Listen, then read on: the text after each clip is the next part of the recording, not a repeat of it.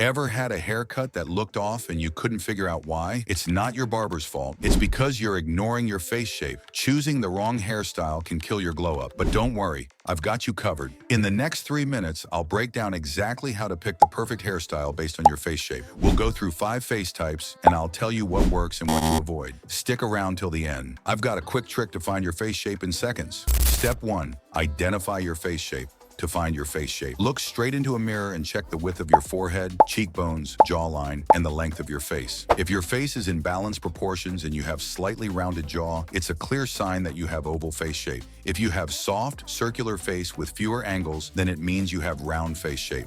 Strong jawline, equal width, and length of face means you have square face shape.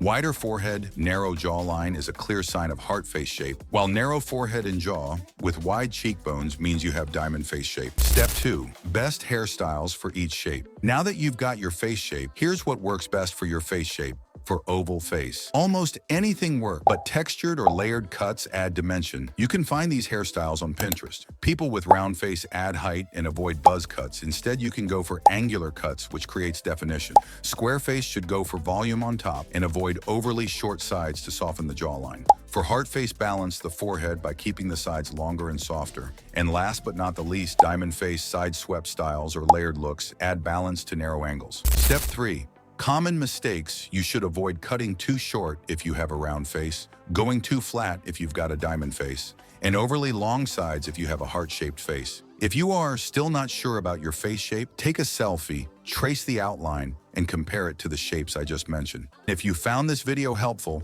give it a thumbs up and subscribe for more self-improvement and looks maxing tips. See you next time.